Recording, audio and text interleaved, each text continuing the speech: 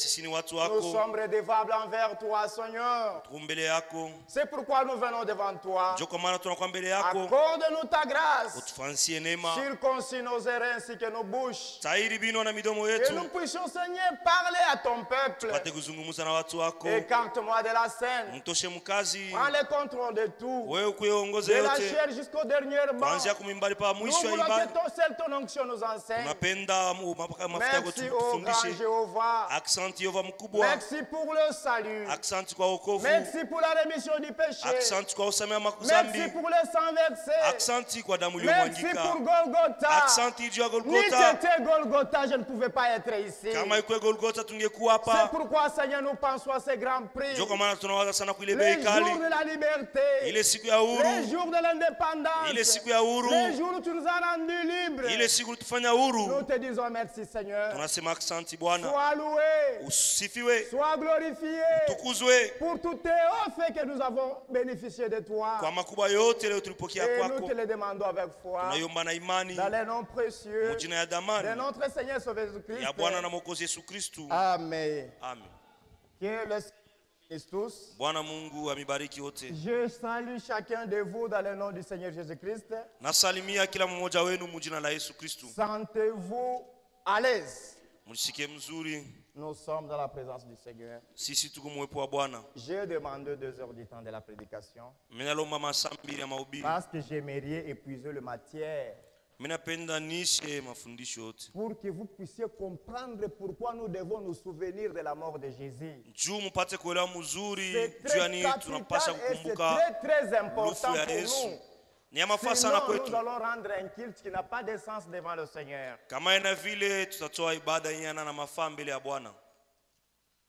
Au cours de la semaine, depuis le vendredi, j'ai commencé à parler sur discerner le corps du Seigneur. Chacun doit connaître que tous comme nous sommes là, nous sommes membres du corps de Christ. L'église est son corps. Et l'église est sa maison que lui-même est en train de bâtir. Il a dit, je bâtirai mon église. Quand Jésus était avec les disciples, il n'avait pas d'église. Il n'y avait que l'église des pharisiens, des sadducéens, des scribes. Jésus n'avait pas d'église. C'était le maître avec son disciple. Les jours de... L'église de Jésus-Christ a été fondée le jour de la Pentecôte par l'effusion du Saint-Esprit. Et nous sommes cette église. Chacun doit être l'habitation du Saint-Esprit. C'est pourquoi si tu n'as pas le Saint-Esprit, tu n'appartiens pas au Seigneur. Et cette église, c'est son édifice. Lui-même est en train de le construire avec des choses simples. On ne demande pas beaucoup de choses. Il n'y a que seul la parole et l'esprit. Et nous avons dit, la chair et le sang ne peut pas hériter le royaume de Dieu. Ce qui est né de la chair est chair. C'est pourquoi nous mourrons, on va nous enterrer. On n'hérite pas le royaume de ciel. Mais l'homme intérieur, l'âme, c'est celui qui a été sauvé. Nous attendons la rédemption de ce corps. C'est pourquoi nous devons être l'édifice du Saint-Esprit. Et nous devons être son ouvrage. L'œuvre dont lui-même a commencé. Et non pas l'œuvre que l'homme a commencé. Dieu ne l'achèvera pas. Ces jours-là, plusieurs me diront, Seigneur, j'ai prêché en ton nom. Mais il n'était pas dans l'église que Jésus-Christ avait fondée. Celui qui a commencé. J'ai baptisé en ton nom. J'ai prophétisé en ton nom. Moi, Jésus, le propriétaire de l'église, je lui dirai, je ne t'ai jamais connu. Quand on vient de nous quitter, éloigne-toi de moi. C'est pourquoi nous devons être son œuvre. L'habitation du Saint-Esprit. Et nous avons dit, c'est par là, mon frère, ma soeur, si je reconnais que Dieu m'a sauvé, et je reconnais que mon frère, lui aussi a été sauvé au même prix que moi, pourquoi le critiquer? Pourquoi parler à mal en lui? Pourquoi me fâcher contre lui? Pourquoi le calomnier? Si je fais ça, je suis en train de se moquer de et donc je montre à Jésus-Christ que c'est ton œuvre que tu as fait là. Nous devons apprendre quand un frère commet un péché, au lieu d'aller faire des racontages, aller à genoux. Et nous avons lu dans la citation, humilie-toi. Frère Branham dit, il faut prier. C'est mon devoir, c'est ton devoir. Et non pas aller dire de quoi que ce soit. Moïse, il a commis un forfait. Il a fait une erreur. C'est quelque chose qui lui est arrivé. Il a prêché en disant on devait se marier seulement entre nous. Il avait Séphora, sa femme. Après quoi, il a épousé une autre femme qui s'appelle une femme éthiopienne. Quand Myriam et Aaron ont parlé, n'est-ce pas, il nous a enseigné de nous marier entre nous. Mais d'où vient que lui qui nous a prêché, il est allé prendre une femme éthiopienne.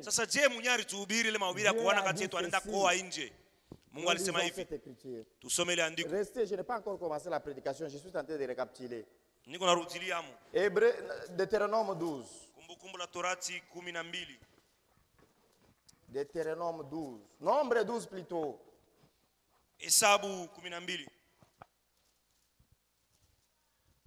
Nombre 12, le verset 1 à 6. Hesabu 12 mstari wa kwanza mpaka wa 6. Si vous avez trouvé, vous me le lisez. Marie et Aaron parlèrent contre Moïse au sujet de la femme éthiopienne qu'il avait prise. Car il avait pris une femme éthiopienne. Ils dirent, est-ce seulement par Moïse que l'Éternel parle? Est-ce que n'est pas qu'à Moïse ou n'est pas qu'à ma frère Destin, ma frère Pierre, Dieu Mungu atanza utosungumuzia? Est-ce que n'est pas qu'à wewe ser wenjo ndio nasoma mtoto wa Mungu? C'est seulement toi qui es l'enfant, la fille de Dieu. N'est pas qu'à wenjo mtoto wa Mungu. C'est seulement toi qui es enfant de Dieu. OK. N'est-ce pas aussi par nous qu'il parle? Na sheshe tu batoto wa Mungu tulikombolewa kwa damu yake. Et nous sommes aussi enfants de Dieu, on va être rachetés par son sang. Et l'Éternel l'entendit. Na wa milele akashikele masemo. Or Moïse était un homme fort, patient. Japo Moïse alikuwa na uvumilivu sana ndani yake. Plus qu'aucun homme sur la surface de la terre. Kushindia hata mtu mmoja pa dunia. Soudain l'Éternel dit à Moïse, kisha wa milele akasema na Musa, à Aaron na Haruna et à Marie, na Miriam, allez, mwende vous trois à la tente d'assignation. Et ils allèrent tous trois. L'Éternel descendit dans la colonne de nuée. Et il s'éteint à l'entrée de la tente.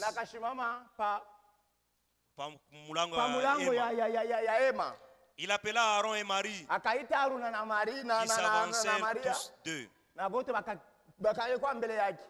Et il dit, écoutez bien mes paroles.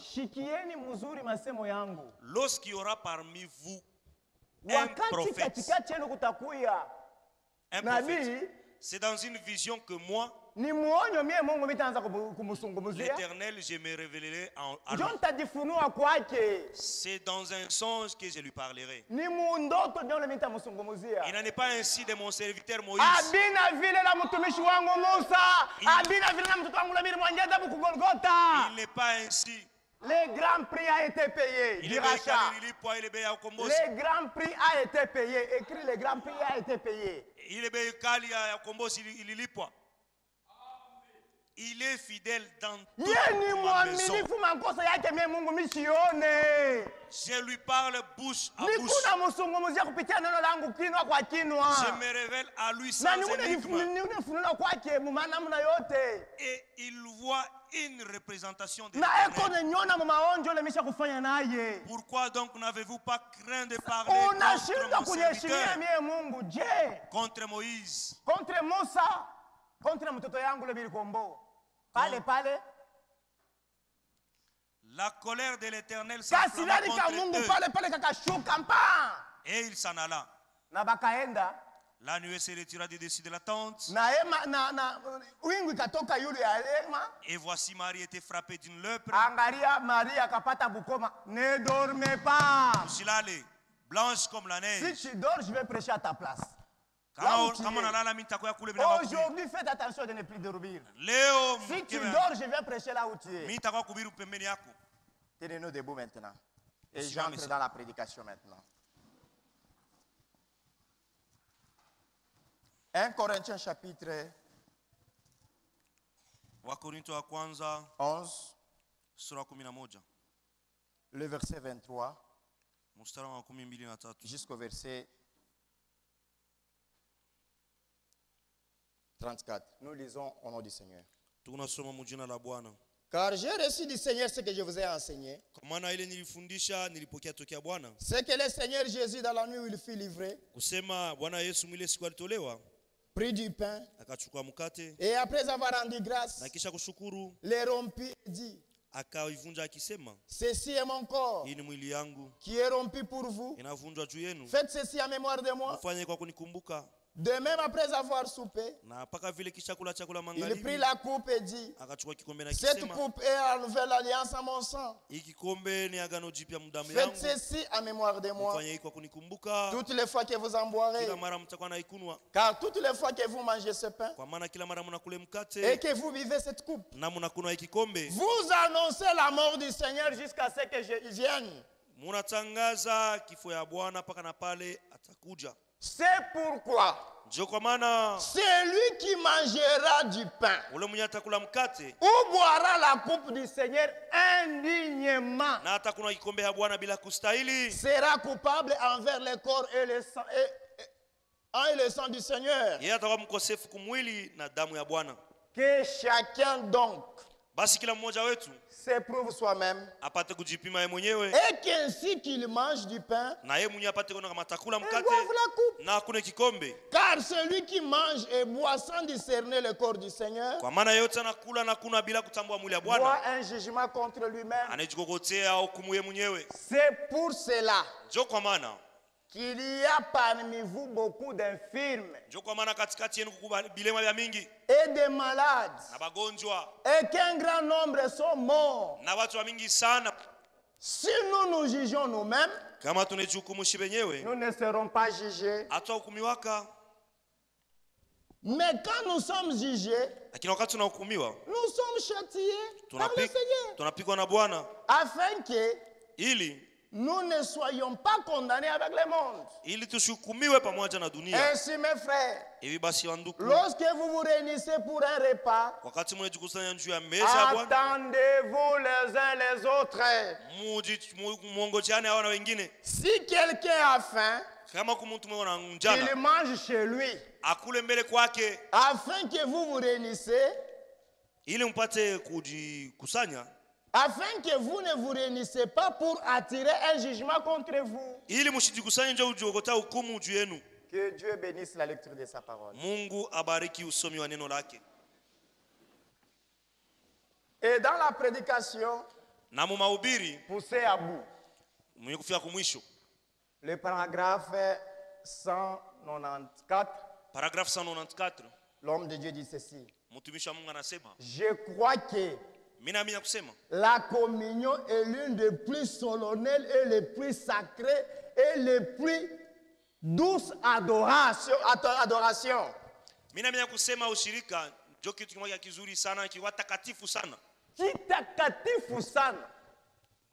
C'est sacré.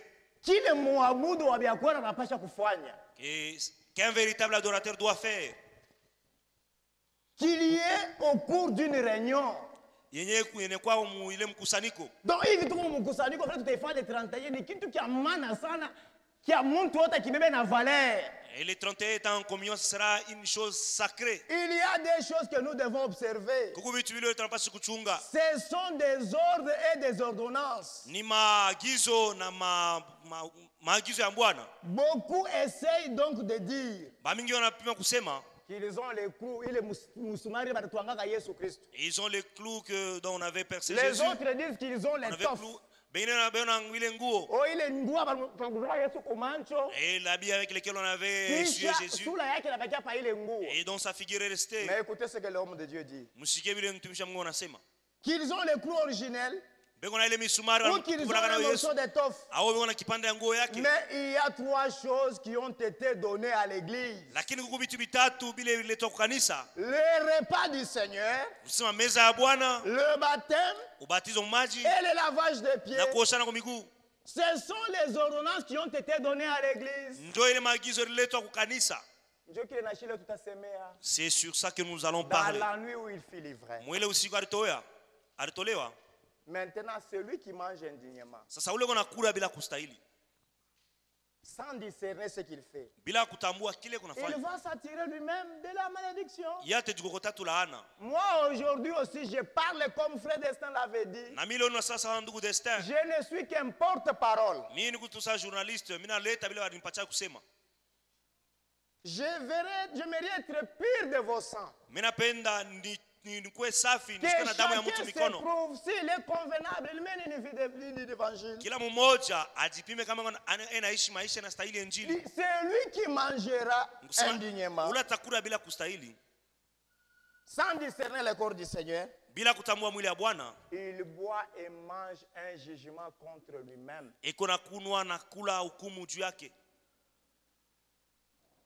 Ils ont Deutéronome chapitre 28. À partir du verset 20. L'Éternel enverra contre toi la malédiction si tu manges indignement.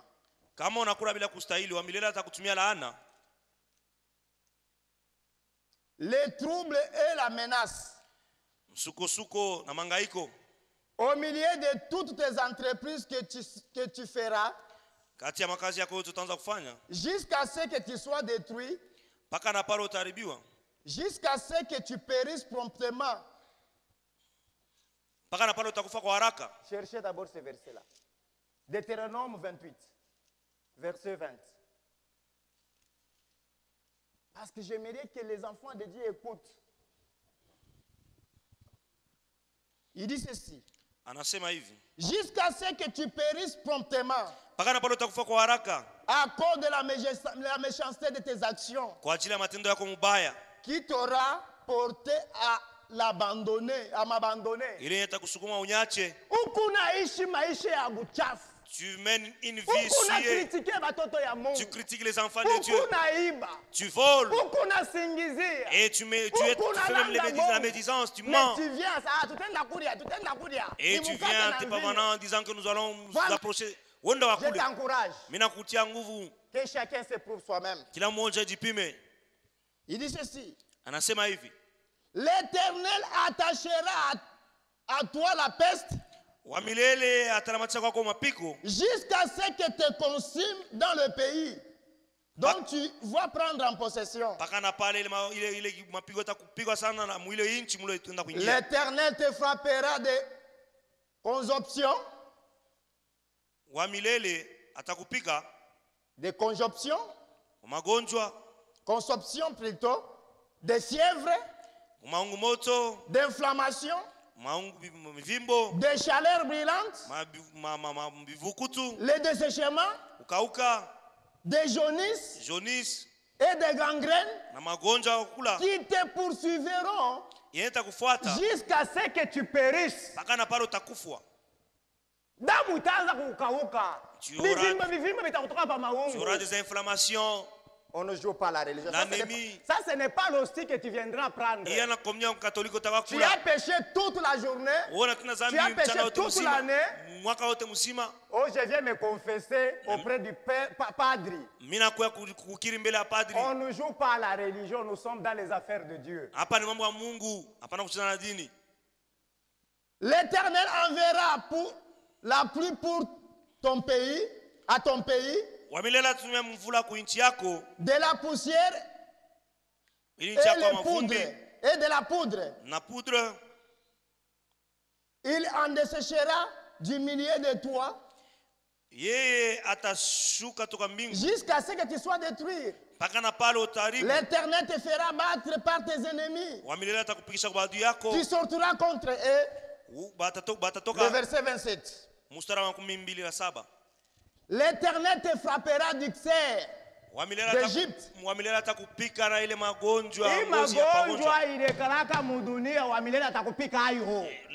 L'Éternel te frappera. Chikia. D'hémorroïdes. Des galles. Des teignes. Dont tu ne pourras guérir. L'Éternel te frappera le délit d'aveuglement. Vous pouvez le dire. C'est beaucoup. C'est pourquoi faites attention. La Bible dit que chacun s'éprouve soi-même. Que chacun s'éprouve s'il est convenable. Et nous, en tant que l'Église, Jésus-Christ ne nous a pas laissé à fêter les jours de sa naissance. Il n'a jamais dit fêter les jours de ma naissance. Il n'a jamais dit et ne le dira jamais. Mais il dit toutes les fois que vous mangez ce pain et que vous buvez cette coupe, vous annoncez ma mort jusqu'à ce que je vienne. C'est pourquoi nous devons toujours annoncer la mort du Seigneur et non pas la date de sa naissance. Et je connais un musicien chrétien. Lui-même, il est Jésus. Il n'a jamais dit de fêter son anniversaire le 25 décembre. Non, le 25 décembre, ce n'est pas l'anniversaire de la naissance de Jésus. Ça, ce sont les Romains qui nous ont apporté, c'est leur date du paganisme. Jésus, il est l'agneau de Dieu. Qui devait ôter les péchés du monde. Les agneaux naissent au mois d'avril. Jean chapitre. On m'a demandé qu'aujourd'hui vous me lisez pour que moi j'interprète. Ça, c'est les diacres qui m'ont demandé ça. Vous me lisez Jean chapitre 13, le verset 18 à 35. Il veut qu'aujourd'hui je parte lentement pour que chaque enfant de Dieu comprenne. Jean 13, 18 à 35. Ce n'est pas de vous tout ce que je parle. Je connais. Moi, je condamne la vie pécheresse. Je ne condamne personne. Continue. Je connais ce que j'ai choisi. Mais il faut que l'écriture s'accomplisse. C'est lui qui mange avec moi le pain a levé son talon contre moi. Dès à présent, je vous l'ai dit. Avant que la chose arrive, afin que lorsqu'elle arrivera, vous croyez ce que je suis. Amen. Il annonce des choses avant que cela arrive. Continue. En vérité, je vous l'ai dit. C'est lui qui reçoit, c'est lui que j'aurai envoyé. Me reçoit. Et celui qui me reçoit, reçoit celui qui m'a envoyé. Amen. Ayant ainsi parlé, Jésus fut troublé en son esprit. Et il dit expressement, en vérité, je vous le dis, l'un de vous me livrera. Les disciples se regardaient les uns les autres, ne sachant de qui il parlait. C'est comme ça que vous les livrez par les critiques en parlant mal des autres. Tu ne dois pas te fatiguer, mais un peu d'eau dans ta bouche. Un chrétien comme ça. Et Dieu nous aide de cet esprit-là. On ne doit pas s'habituer de Dieu. S'habituer de parler à mal des gens. Oh, Mukanisomo. Dans l'église, le pasteur est une seule sœur. Même Jésus avait des femmes tout autour d'elle. Jésus aussi avait des femmes autour de lui. Qui les servaient. Et si toi tu t'absentes à l'église et que toi, pourquoi ne pas les citer? Celle-là est spirituelle. Pourquoi de la haine? Jésus a dit, affermis ceux qui sont prêts pour mourir, pour qu'ils ne soient pas infectés. Ce n'est pas bien. Ok, il faut toujours me signaler que je commence à descendre. Un des disciples, c'est lui que Jésus aimait, était couché sur le sang de Jésus. Simon Pierre lui fit signe de demander qui était celui dont il parlait. Et ses disciples, s'étant penchés sur la poitrine de Jésus, lui dit, Seigneur, qui est-ce? Qui est-ce? Jésus répondit, si vous avez sommeil, levez-vous. Diacre commença à sillonner. Il faut que l'église écoute. Jésus répondit, c'est celui à qui je donnerai les morceaux trempés. Et a trempé les morceaux. Il les donna à Judas, fils de Simon, l'Iscariote. Dès que les morceaux furent donnés, Satan entra dans Judas. Jésus lui dit, ce que tu fais, fais-le promptement. N'attends pas les revenus. Mais aucun de ceux qui étaient à table ne comprit pourquoi il dit cela. Car quelques-uns pensaient que, comme Judas avait la bourse, Jésus voulait lui dire, achète ce dont nous avons besoin pour la fête. Et où qu'il lui commande. Mais seul l'auteur de la parole comprend. Ou qui lui demandait de donner quelque chose aux pauvres. Judas ayant pris les morceaux, s'est hâta de sortir. Il faisait nuit. Lorsque Judas fut sorti, Jésus dit maintenant. Jésus dit, maintenant, le Fils de l'homme a été glorifié. Et Dieu a été glorifié en lui. Si Dieu a été glorifié en lui, Dieu aussi le glorifiera en lui-même. Et il le glorifiera bientôt. Mes petits enfants, je suis pour peu de temps encore avec vous. Vous me chercherez. Et comme j'ai dit aux Juifs, vous ne pouvez pas venir où je vais. Je vous le dis aussi maintenant. Je vous donne un commandement nouveau. Pas le commandement de critique. Aimez-vous les uns les autres. Quand tu vas toucher les pieds de ta soeur, il faut avoir de l'amour dans ton cœur. Il faut les considérer comme une partie de toi-même.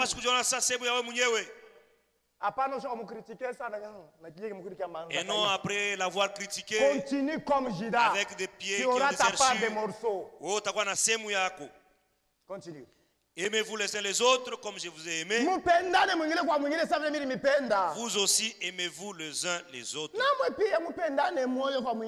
À ceci tous connaîtront que vous êtes mes disciples. Si vous avez de l'amour, si vous avez de l'amour les uns pour les autres, s'ils apprennent que ceux de tabernacle critiquent, et toi aussi, ma soeur, tu critiques. Continue. Endelea. Cancer, les critiques. Les critiques sont un cancer dans l'église. C'est une maladie de cancer dans l'église. Continue. Simon Pierre lui dit, Simon et Pierre, Seigneur, où vas-tu? Jésus répondit, tu ne peux pas maintenant me suivre où je vais, mais tu me suivras plus tard. Seigneur, lui dit Pierre, pourquoi ne puis-je pas te suivre maintenant? Je donnerai ma vie pour toi. Jésus répondit, tu donneras ta vie pour moi? En vérité, tu as souffert pour cette église. Et tu montais à la croix. Et tu as été déshabillé. Tu as été flagellé. Qu'as-tu fait pour souffrir pour cette église? Tu n'as même pas honte dans ton langage. Continue. J'ai dit de me signaler. Ok. Jésus répondit. Non, il faut qu'il lise pour moi. Ok. Ok. Jésus répondit.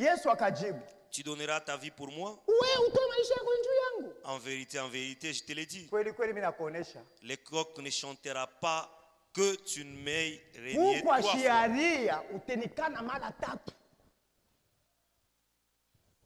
Marc chapitre 14. Marco 32 à 34, à 44, 42.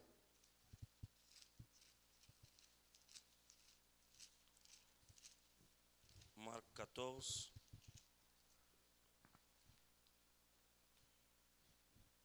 « 32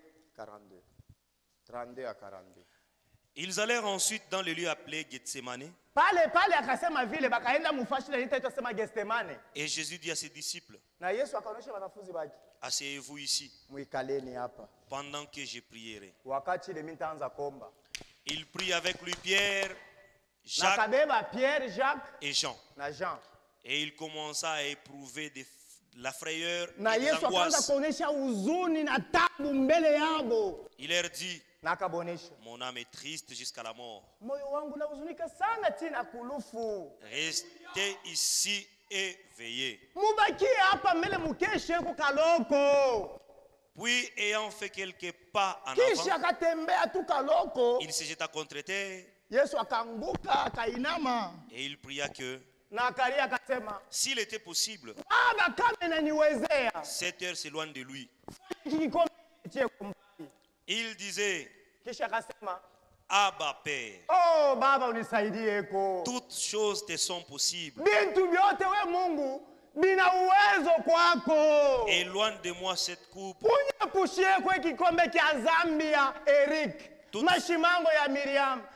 Les insultes, l'adultère de Pierre,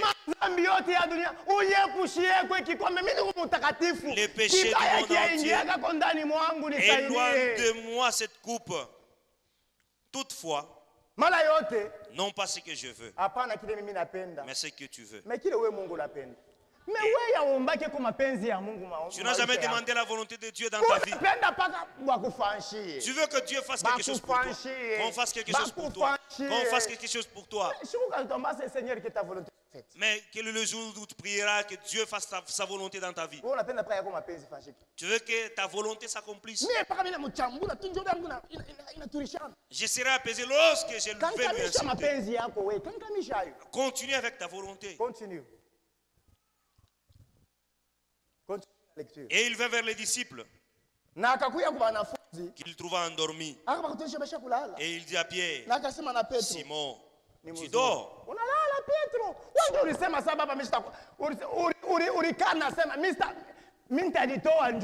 Tu as dit que tu donneras ma vie pour moi, mais tu dors. Les grands prix de votre paix, c'est un C'était un jour mémorable. On doit discerner le corps du Seigneur. Comment il a payé le prix pour ton rachat? Pour que quand tu vas soulever la coupe, tu vas sortir non pas avec la malédiction, mais avec la bénédiction. Parce que le grand prix du rachat a été payé. Et nous sommes libres. Libres du péché. Libres de la mort. Libres, je n'irai pas moi en enfer. Je n'irai pas. Continue. Tu dors, tu n'as pas pu veiller une heure. Veillez et priez afin que vous ne tombiez pas en tentation. Tu n'avais jamais veillé. Tu fuis la prière. Aujourd'hui, nous sommes le 26 décembre. Aujourd'hui, c'est le 26 décembre. Tu es venu ici combien de jeudis de la prière? Combien de jeudis es-tu venu pour la prière? Tu es dans tes affaires. Veillez et priez afin que vous ne tombiez pas en tentation. L'esprit est bien disposé, mais la chair est faible. Je continue. Verset combien? Vous êtes sur le verset 42? 38. Il s'éloigna de nouveau et fit la même prière. Il y revint. Il les trouva encore endormis, car leurs yeux étaient appesantis. Ils ne surent que lui répondre. Ils dormaient. Pendant l'angoisse et le souffrance, toi tu pleures, tu dors. Il revint pour la troisième fois. Il leur dit, dormez maintenant et reposez-vous. C'est assez. L'heure est venue. Voici, le Fils de l'homme est livré aux mains des pécheurs. Levez-vous, allons. Voici celui qui me livre sa poche.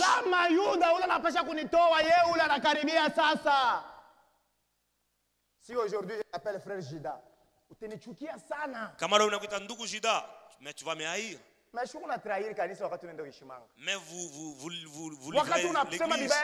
Quand vous parlez à mal des gens, vous les trahissez. Tu es en train de trahir le sang de Jésus-Christ. Le sang de l'alliance qui a sauvé cette personne-là.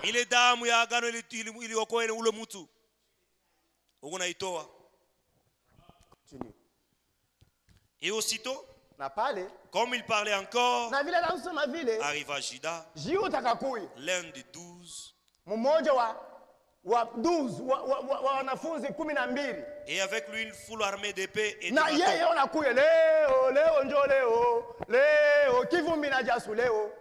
Et il, avec une foule armée d'épées et de bâtons, envoyés par des principaux sacrificateurs, par des scribes et par les anciens.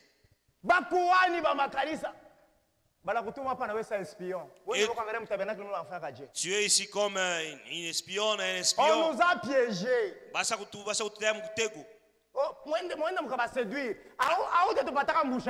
Allez les séduire. Tu ne trouveras jamais quelqu'un ici dans l'adultère, dans le vol, dans l'esprit. Si on t'a envoyé pour venir espionner, nous avons été vaccinés par le sang de Jésus.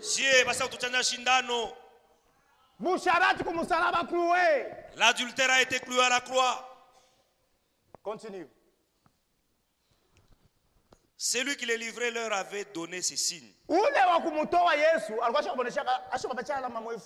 Celui à qui je donnerai un baiser, c'est lui. Saisissez-le et menez-le sûrement. Dès qu'il fut arrivé, ils s'approchèrent de Jésus, disant, il s'approchait Judas, disant, Rabbi, et il lui donna un baiser. Alors ces gens mirent la main sur Jésus. Un baiser de trahison. Il est au bout de toi. C'est ce que les mondes font. Mais toi aussi un chrétien ne soit pas comme ça. Alors ces gens mirent la main sur Jésus et le saisirent.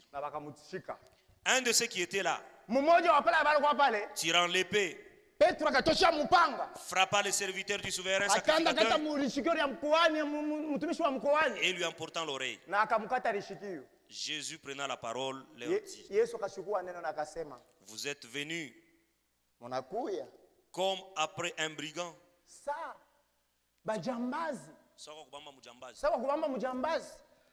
avec des épées et bâtons, Michi, pour vous emparer de moi. J'étais tous les jours parmi vous enseignant dans les temples et vous ne m'avez pas saisi. Vous avez mangé les pains que j'ai multipliés, je vous ai guéri. J'ai fait beaucoup de bien au milieu de vous. Vous me suivez, maître. Mais aujourd'hui vous me trahissez. Et là, on continue. Et vous ne m'avez point saisi. Merci afin que les Écritures soient accomplies. Alors tous l'abandonnèrent et prirent la fuite. Chacun pour soi. Dieu pour tous. Bote bakamukimbia na wanafunzi. Sikuwa tunaimba usiku uliacha peke yako na wanafunzi wako. Na wanafunzi wakakimbia wakamwacha. Même ses disciples ont pris fuite. Maintenant le grand prix du rachat. Il dit pour que les Écritures s'accomplissent. Maintenant on doit voir maintenant les Écritures qui devaient s'accomplir. Psaume 22. Psaume 22 à partir du verset 1 jusqu'au verset 23. Moi je vais lire la partie et je vais laisser la partie à mon frère. Mon Dieu, pourquoi m'as-tu abandonné? Mungu wangu, kwa nini unaniacha? Quand on l'a saisi, il a crié, mon Dieu, pourquoi m'as-tu abandonné? Et t'éloignes-tu sans me secourir? Na unaenda mbali bila kunisaidia. Sans écouter mes plaintes. Bila kusikia kilio yangu. Je t'avais supplié en disant que cette coupe s'éloigne de moi. Mais tu as accepté. Et je pense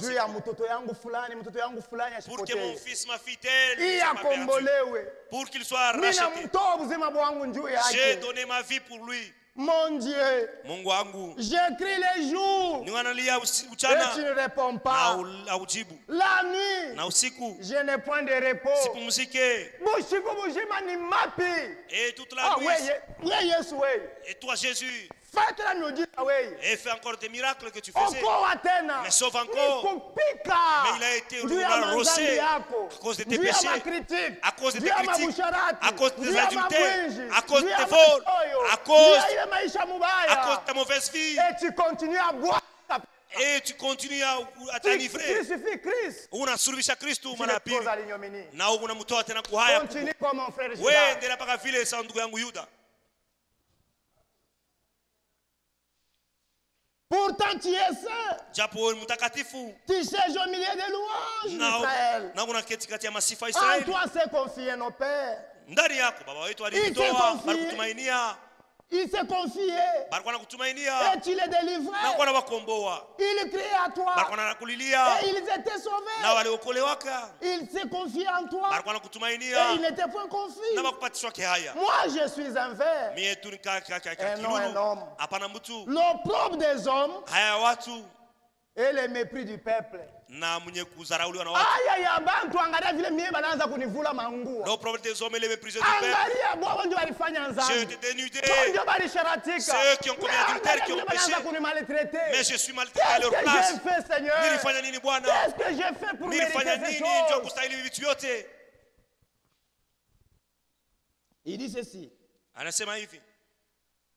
Tous ceux qui me voient secouent la tête de moi et ouvrent leur bouche et secouent la tête. Regarde les racheter. Continue. Recommande-toi à l'Éternel. Et l'Éternel les sauvera. Il les délivrera puisqu'il aime. Oui. Tu m'as fait sortir du sein ma mère maternelle. Tu m'as mis en sûreté. Sur les mamelles de ma mère. De les seins maternels, j'ai été sous ta garde. De les ventres de ma mère, tu as été mon Dieu. Dieu a pris soin de la grossesse. L'ovule venait de Dieu. L'ovule venait de Dieu. La semence venait de Dieu. Il n'y a pas eu la fécondation entre l'homme et la femme. Mais l'esprit et la parole se sont mêlés et ça a formé le corps de Jésus. Il a dit, tu as pris soin de moi. Dès le sein de ma mère. Dans le sein de Marie. Les catholiques ne vous sentez pas mal. Comme un homme. Il est né de Marie. Mais Marie n'est pas sa mère. En aucun jour, Jésus n'a jamais appelé Marie maman. Il a appelé toujours femme. Moi, je n'ai jamais appelé ma mère femme. Je l'appelle toujours maman. Et des fois, je l'appelle Dada. Mais je ne l'ai jamais appelée femme. Bien qu'elle est femme. Elle est la femme de mon père et non pas ma femme à moi. Moi aussi j'ai ma femme. Il dit femme. Quel y a-t-il entre toi et moi? Il dit ceci. Ne t'éloigne pas de moi quand la détresse est proche. Quand personne ne vient à mon secours. De nombreux taureaux sont autour de moi. Des taureaux de Bassam m'environnent. Ils ouvrent contre moi leur gueule. Semblables à des lions. Ils déchirent et rugissent.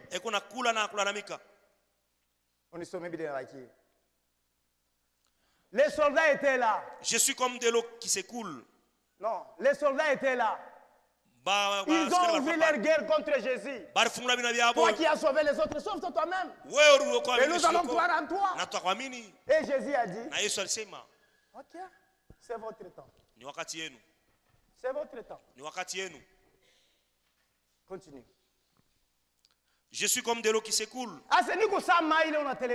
Et tous mes os se séparent. Mon cœur est comme de la cire. Il a été frappé à mort. Il a été frappé à mort. Continue. Mon cœur est comme de la cire. Il n'a pas tout ça. Cire, c'est quoi? Et se fondent entre mes entrailles. Il se fondent entre mes entrailles. Il se fondent dans mes entrailles. Pour ton péché à toi. Ma force. Tu continues à vivre dans le péché. Tu n'as même pas pitié de Jésus. Dis-moi, qu'as-tu gagné dans l'adultère? Tu perds ton argent, l'énergie, tout. Tu perds l'énergie, mais tu vas te divertir pour 5 minutes. Les 5 minutes là, c'est ce que tu as payé pour aller à l'enfer. Donc avec ton argent, tu vas t'acheter l'enfer. Et la Bible dit ceci.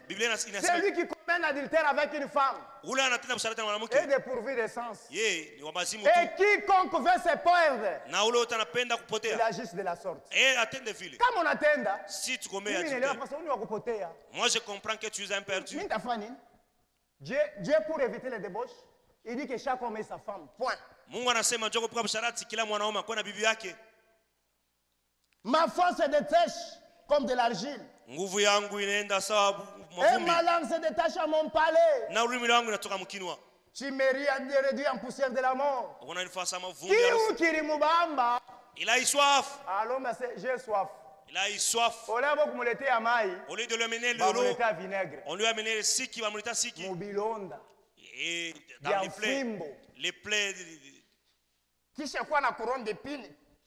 et comme si cela ne suffisait pas, ils sont venus avec une couronne d'épines. Pour ton péché. Dieu a zambiaku. C'est pourquoi nous devons bien discerner le corps du Seigneur. Comment il a été souffert, maîtrisé pour nous.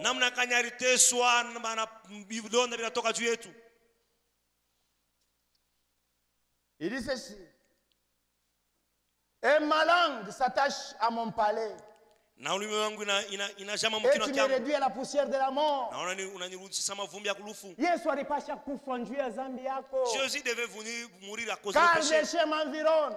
Kwa maana baimbo Une wananizunguka. grande bande d'éclate rôde autour de moi. Ils ont percé mes mains et mes pieds. Yesu kuya. Jésus vient. Bashombebesha mbele msalaba ya bujito na temba na wewe anachoka. Baritobola mikono na miguu yangu. Kisha wanabeba msalaba banilarisha chini. Et on a pris la croix, on l'a posée pour la mis par terre. Donne ta main. Anapeleka. Il a donné sa main. Leta musumari numéro 15. Numéro. Donnez les clous, dernier numéro. Ils ont des clous. Beno asame na misumari. Les ont l'étoffe. Beno bana kanguo. Mais nous avons que la Sainte Seine. Chez tuna mesa Bwana. Leta mkono. Donne ta main. Na lupi yulu. Et on a même giflé. Balabeba. On a pris sa main. Musumari. On a cloué avec une masse. Cap. C'est otashiki awe. Aujourd'hui tu sauras. Donne l'autre main. Lupi. On l'a même giflé. Cap. On n'a plus le clou. Condamné. Il a été condamné. Tu iras encore prêcher. Nous te verrons encore dans le théâtre de prêcher. On a pris ses pieds. Et on les a cloués. Élevez-les à la croix. Pour ton péché. Dieu a Zambia. Tu n'as jamais péché. J'étais avec tous les jours dans le temple. Il peut me convaincre du péché. Personne. Les grands prix devaient être payés. Pour que toi tu sois libre. Mais tu ne comprends pas jusque-là.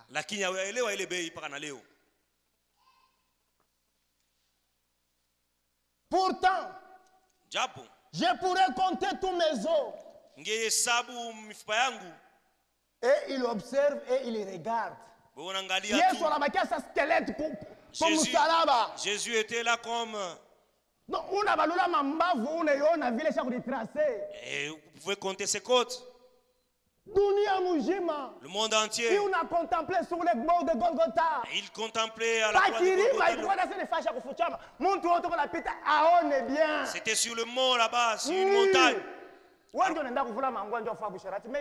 Avec quelle femme il a fait ça? Jésus était nu à la croix. Pour que tu n'ailles plus te déshabiller devant une femme. Chrétien, Christ, les grands prix pour ton rachat a été payé.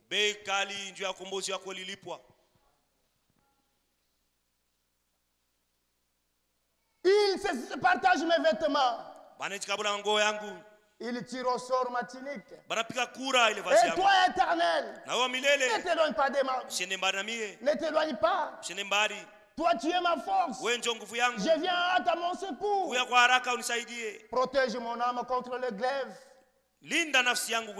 Ma vie contre les pouvoirs des chiens. Les soldats romains étaient là. C'est pourquoi ils ont vécu cet événement. Ils étaient là et ils nous ont amené encore beaucoup de mensonges. Les chiens étaient tout autour de moi. Il dit ceci: sauve-moi de la grande gueule du lion. Délivrez-moi des cornes du buffle. Je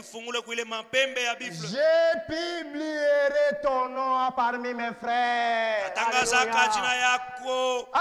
avoir livré sa vie en sacrifice pour les péchés, il devait voir une postérité et prolonger ses jours.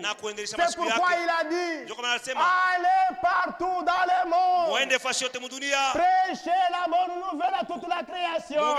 Celui qui croira et qui sera baptisé sera sauvé. Je publierai les décrets de mon Dieu. Oh, Dieu soit loué. Je te célébrerai du milieu de l'assemblée. C'est pourquoi aujourd'hui nous avons dansé.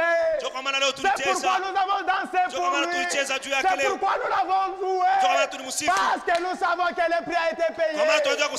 Qui parmi vous peut commettre l'adultère et on lui demande de danser, il danse? Qui peut faire ça? S'enivrer. On l'amène chez lui devant ses enfants.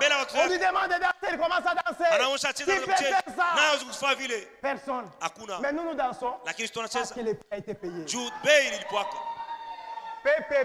continue.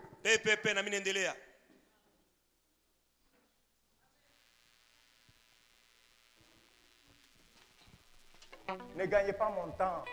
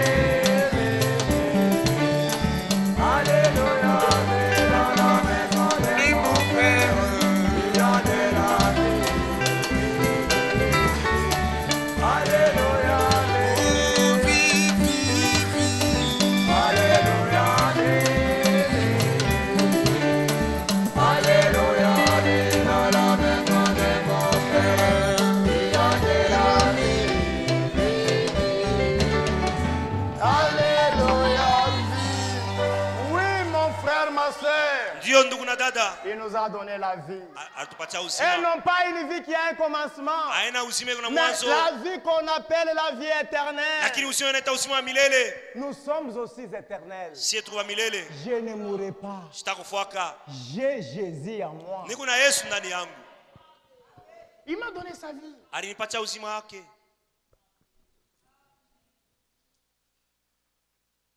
Vous qui craignez l'Éternel, louez-le comme nous venons de le louer. Vous tous, postérité de Jacob, glorifiez-le, tremblez devant lui. Vous tous, postérité d'Israël, tout celui qui s'est senti sauvé. Oui, Dieu nous a sauvés. Maintenant, qu'est-ce qui devait encore s'accomplir? Rassemblez-moi mes fidèles qui ont fait les sacrifices. Le rassemblement des fidèles qui ont fait alliance avec moi par le sacrifice. Il a fallu qu'il meure, qu'il donne sa vie pour rassembler les gens de toutes nations, de toutes langues. Ceux-là qui étaient hier, ils ont compris comment je continue la prédication parce que je n'ai pas revenu sur ce que j'ai dit hier. Ceux-là qui n'ont pas suivi, frère, mon frère, tu vas chercher comment le mettre pour que les gens... Parce que c'est la continuité. À toutes les extrémités de la terre, l'évangile devait être prêché. Et rassembler les gens de toutes nations, de toutes langues, de tout peuple. Psaume 50. Zaburi 50. Dieu soit loué, sa parole est bonne. Versets 5 à 6. Rassemblez-moi mes fidèles qui ont fait l'alliance avec moi par le sacrifice. Et le cieux publieront sa justice. Car c'est Dieu qui est juge. Mais et je ne serai pas devant Dieu comme juge. Les péchés ont été jugés dans le corps de Jésus. Donc, je suis sans péché. Je suis sans péché. Tant que les péchés ont été condamnés dans le corps de Jésus, Dieu était en Christ. Réconcilier le monde avec lui-même. À ne point imputer aux hommes leurs offenses. Verset 15. Invoquez-moi au jour de la détresse. Je te délivrerai. Et tu me glorifieras. Et Dieu dit aux méchants. Quoi donc? Tu énumères mes lois? Et tu as mon alliance dans ta bouche, à la bouche? À la bouche. Toi qui es les avis et qui jette mes paroles derrière toi. Si tu vois un voleur, tu te plais avec lui. Tu voles Dieu jusqu'à voler même sa dîme. On a posé la question à Frère Branham. Est-ce que les voleurs iront au ciel? Est-ce que quelqu'un qui ne paye pas la dîme ira au ciel? Frère Branham dit, je n'ai pas d'écriture. Hein? Mais ce que je sais, les voleurs n'hériteront pas le royaume de Dieu. Il dit, tout celui qui ne paye pas sa dîme, il vole Dieu. Toi-même, tu as la réponse. Tu iras au ciel. Est-ce que tu paies la dîme? Tu paies tes offrandes? Il faut qu'on te contraigne. Tu vois les voleurs? Tu te plais avec lui. J'ai emprunté d'abord dans ton argent. Voilà pourquoi il t'envoie aussi des maladies. On a fait un commerce à Bibambiki. Vous faites des commerces. Parce qu'il a dit, mettez-moi des autres à l'épreuve pour voir si je n'ouvre pas les écoutes du ciel. Mais où on a mouiba? Un voleur n'ira pas au ciel. 2022, payez vos dîmes comme il se doit. 2022, moi, quand tu entres dans mon bureau, j'ai des enveloppes comme ça. Avec tout ce que je trouve, je mets là-bas. Si je vais avec ça à la maison, ma femme il va griller déjà mon bureau. Ça reste au bureau. Toi aussi fais ça, achète déjà des enveloppes. Tout ce que tu trouves, il y a la part de Dieu. Il dit ceci. Le verset 18. 18. Ok. Tu peux le lire. Si tu vois un voleur, tu te plais avec lui et t'apparais avec les adultères. Oh chérie, chérie. Et même dans la bière. Tu te plais avec des ivrognes, avec des adultères. Mais tu livres ta bouche au mal. Au lieu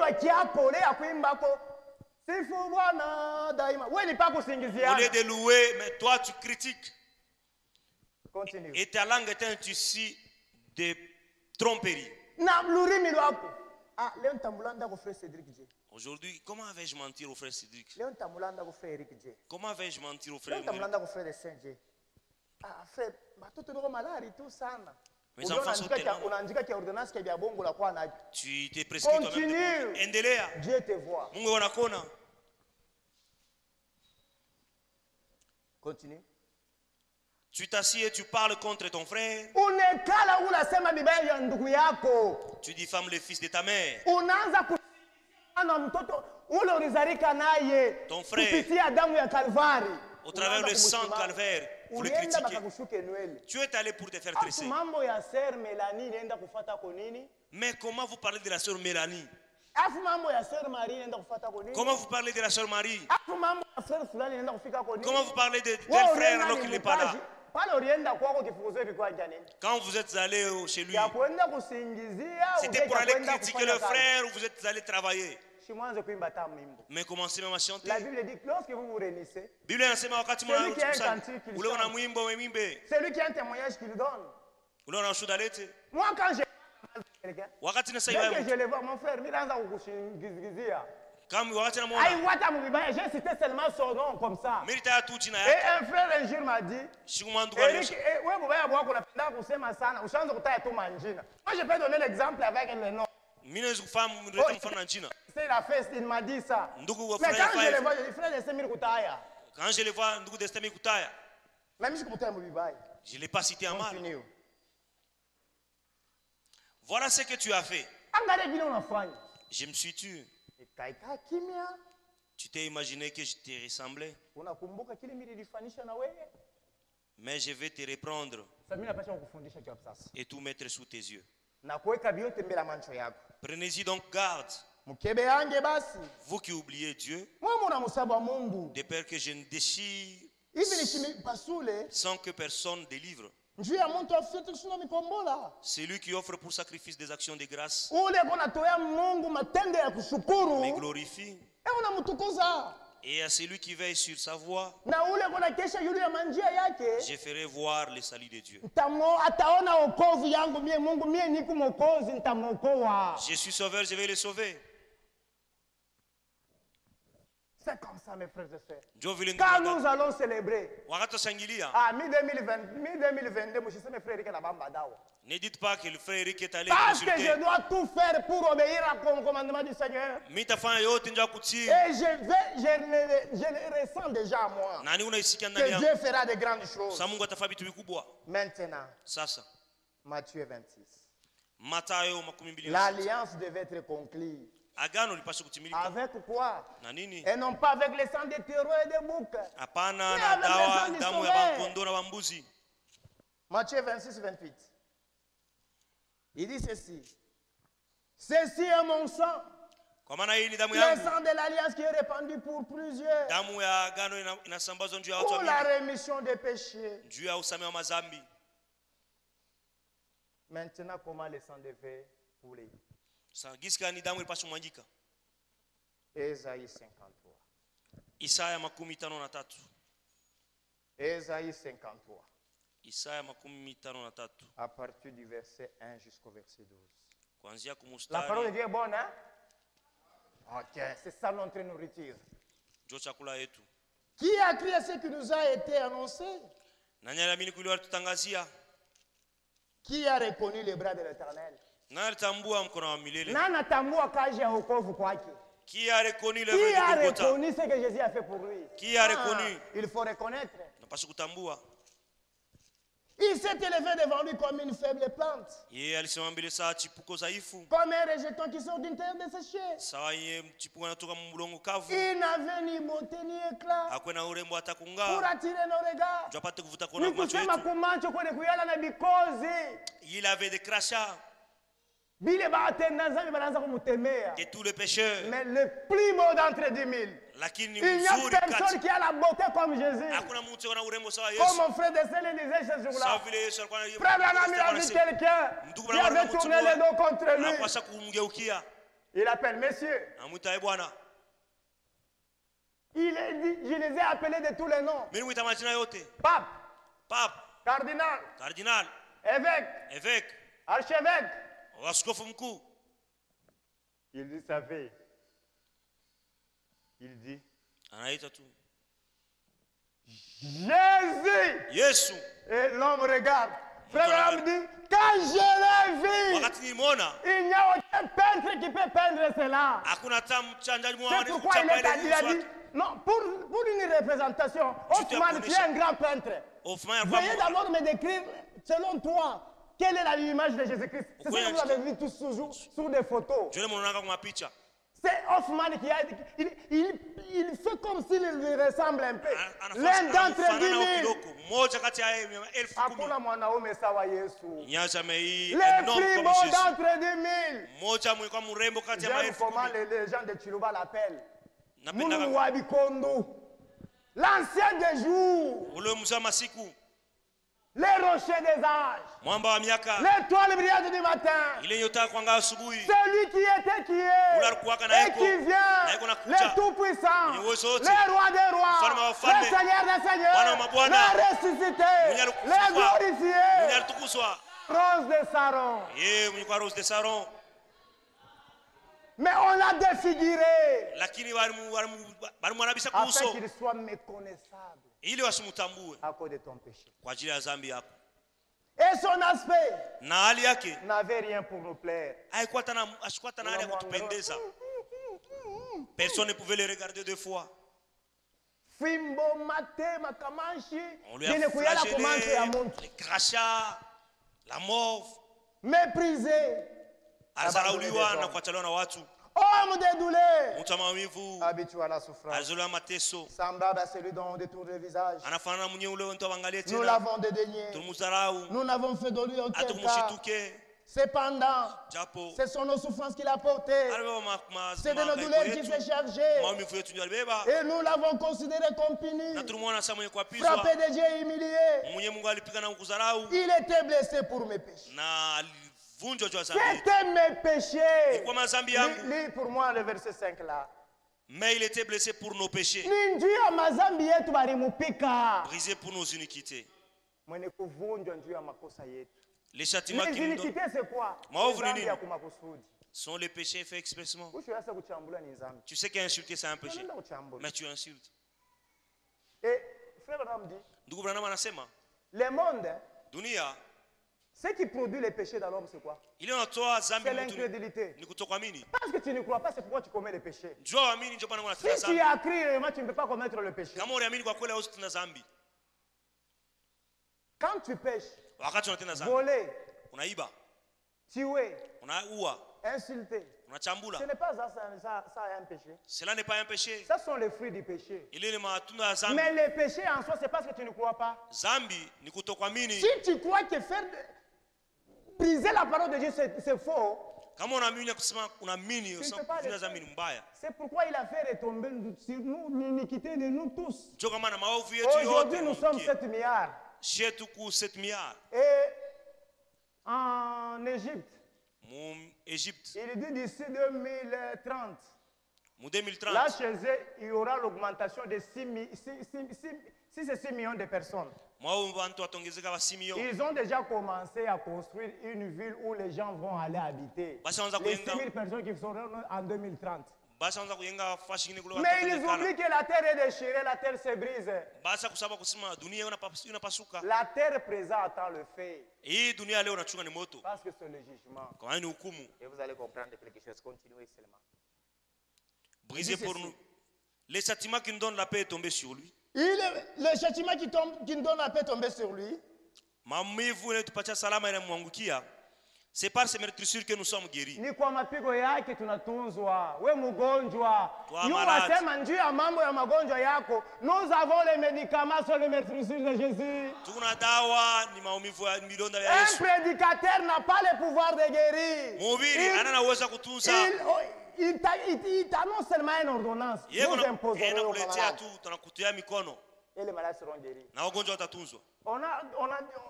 On a dit, frère Branham, quel est le rapport qui est entre imposer la main et guérir? Je ne connais rien. Mais ce que je sais, Dieu lui-même confirme sa parole.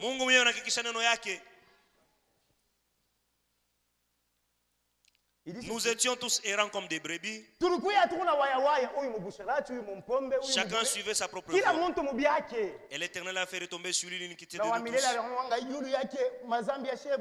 Il a été maltraité et opprimé. Il n'a point ouvert la bouche.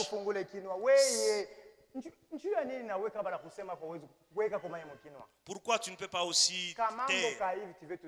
Juste un petit problème, tu t'enflammes. Apprends aussi à te taire. Il n'a point ouvert la bouche. Semblable à un agneau qu'on mène à la boucherie. À une brebis muette devant ceux qui l'attendent. Il n'a point ouvert la bouche. Il a été enlevé par l'angoisse et les châtiments. Ce n'est pas les coups romains qui ont tué Jésus.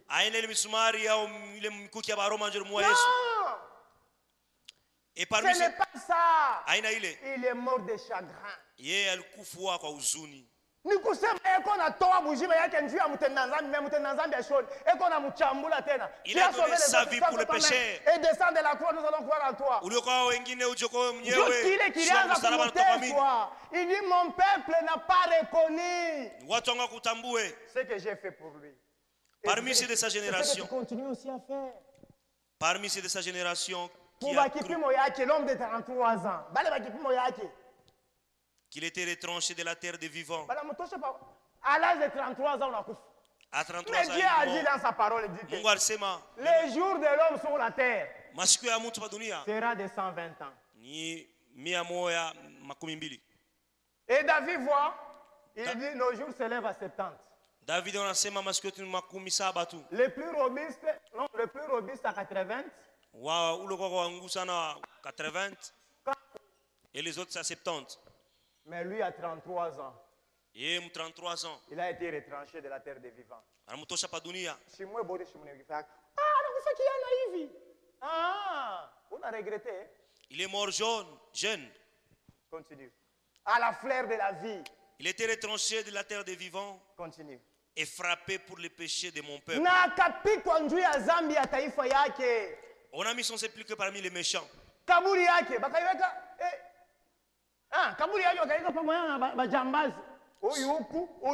Son tombeau avec les riches. Mais fashi arenda kulala barenda kumushika. Ata muntu moya abaya mujika kamu. Mtajiri. Quoi qu'il n'ait point commis de violence, il n'y avait point eu de fraude dans sa bouche. Il a plu à l'Éternel de les briser par la souffrance. Après avoir livré sa vie en sacrifice pour le péché. J'ai le pouvoir de donner ma vie et de la reprendre. Le vendredi, il a donné sa vie. Mais le dimanche matin, quand ils sont partis à la tombe était vide. Il verra une postérité comme je vous l'avais dit hier. Et prolongera ses jours. Aujourd'hui, on peut critiquer Kanyaka. Ça, c'est l'œuvre de Dieu. Ce n'est pas Frère Cédric qui a commencé. Et non plus Frère Eric. Ni Destin, ni aucun prédicateur ici. Ça, c'est l'œuvre de Dieu. Quand le temps de Dieu n'était pas encore là, tous ceux qui venaient ici, il n'y avait pas l'œuvre qu'on pouvait pointer du doigt. Mais aujourd'hui, si on pointe du doigt ici l'œuvre, parce que l'État est venu, il faut que l'épouse entende. Tu se prépares parce qu'il y a un grand jour de rendez-vous qui est devant. C'est pourquoi quand tu entres ici, sache que tu viens devant la présence du Seigneur. Ça, c'est l'œuvre de Dieu. C'est son église que lui-même a bâtie. Son édifice, sa propre maison. Et l'œuvre de l'Éternel prospérera entre ses mains.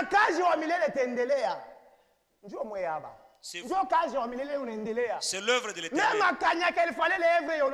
Et même à Kanyaka, il fallait que l'œuvre se manifeste. Matthieu 24, 14 est accompli. Matthieu 24, 14 est accompli. Cette bonne nouvelle du royaume sera prêchée dans l'éternité. Vous aussi, vous avez quoi accompli l'écriture, non? Que Dieu vous bénisse. Je sais que vous avez répondu à l'appel du berger. Continue, mon frère. À cause du travail de son âme, il rassasiera ses regards.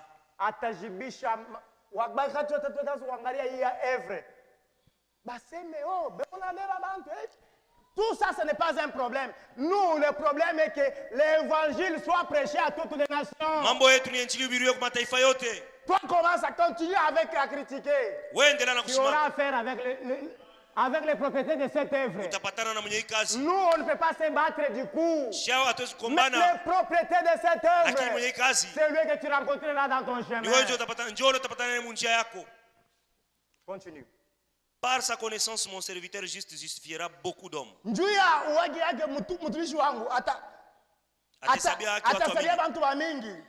Il se chargera de leur iniquité.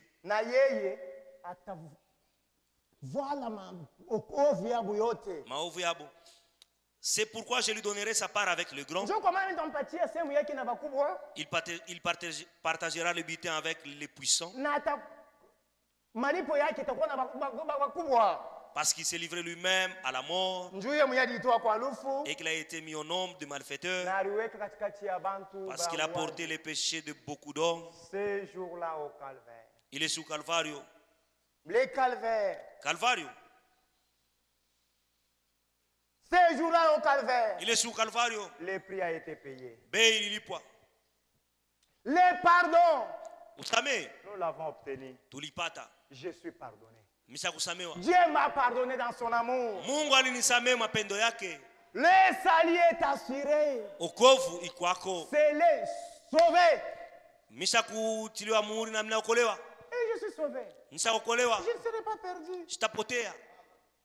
Le chemin du ciel a été ouvert. Njia mbingu ilifunguliwa. Il a dit toutes les fois que vous mangez ce pain. Alisema kila mara mnakula mkate. Et que vous buvez cette coupe. Na mnakunywa kikombe. Vous annoncez ma mort jusqu'à ce. Mnatangaza kifo changu pale mtarudia. La puissance de la mort a été terminée. Uwezo wa lufu ilimalizika. Parce que la puissance de la mort c'est le péché. Kwa maana uwezo wa lufu ni dhambi. Unafanya dhambi unakufa. L'âme qui pèse c'est celle qui mourra. Nafsi unatenda dhambi ndio kuna kufa. Donc gratuit c'est la vie éternelle. Lakini zawadi ya bure ni uzima milele. Et la Bible a dit, il y aura là un chemin frayé. Une voie sainte qu'on appellera la voie sainte. Ni l'impie ne passera pas. C'est pourquoi mes frères et sœurs. Et la rédemption. Nous l'avons obtenue. Maintenant séjourna au calvaire. Matthieu 27. Matthieu 27. À partir du 44, 32 jusqu'à 44.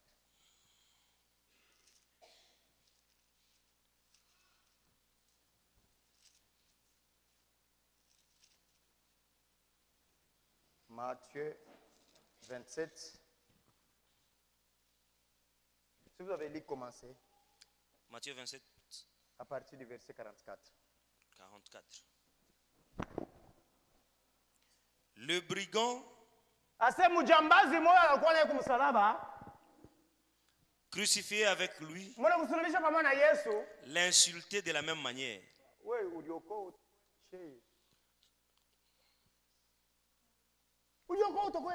Sauve-toi et sauve-nous. Et son ami lui dit, mais toi tu ne crains pas Dieu. Toi tu as subi la même sort que nous. Continue. Depuis la 6e heure jusqu'à la 9e. Vous avez sauté, non? Non, 44. 44, ok. Laisse seulement, je lis. C'était au 32.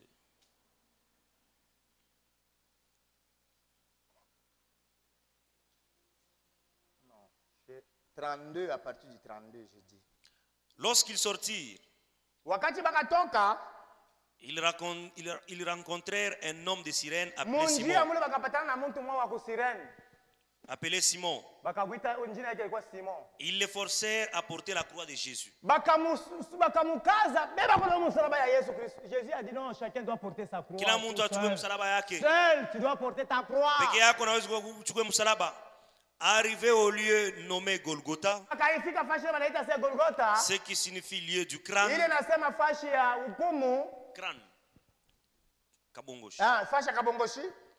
Et ils lui donnèrent à boire du vin mêlé de fiel. Ils accomplissaient l'écriture.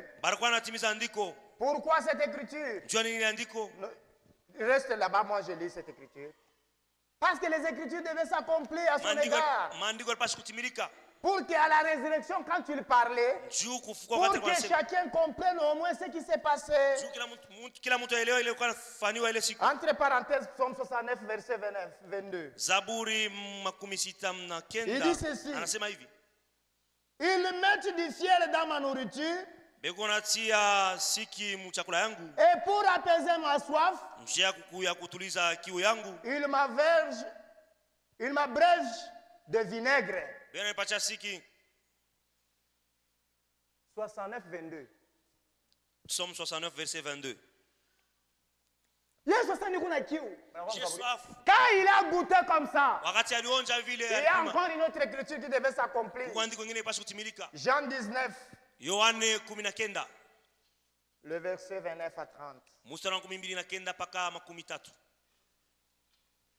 Il dit ceci. Jean 19. 29.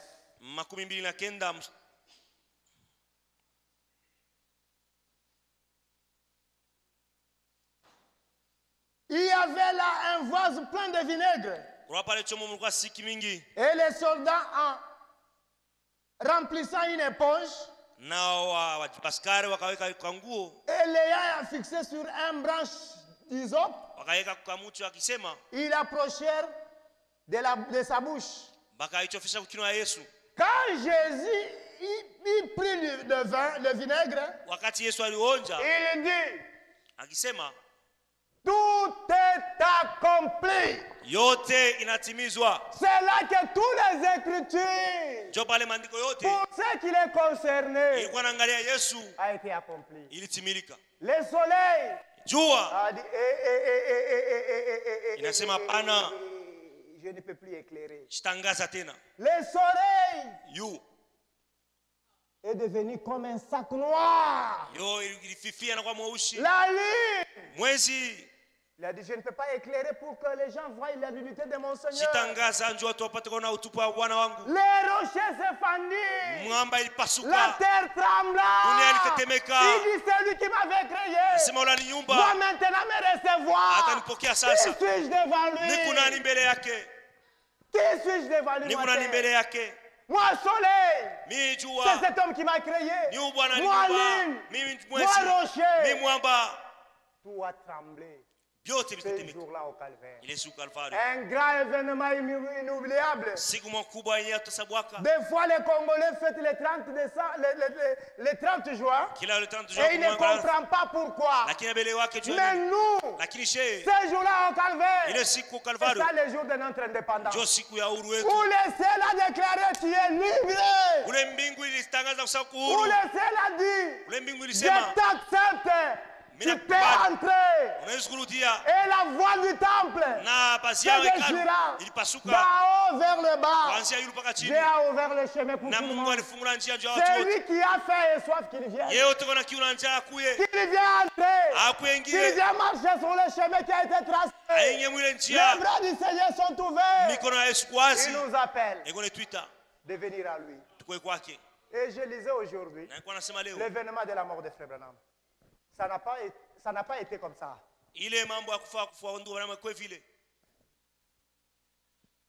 Frère Branham, quand il a fait l'accident, le 19, le soleil n'a pas éclairé avec des brouillards.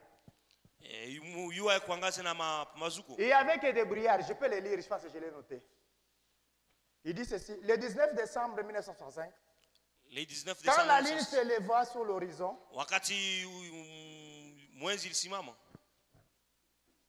de l'Est, c'est alors que j'ai remarqué la première fois qu'il y avait des signes dans le ciel.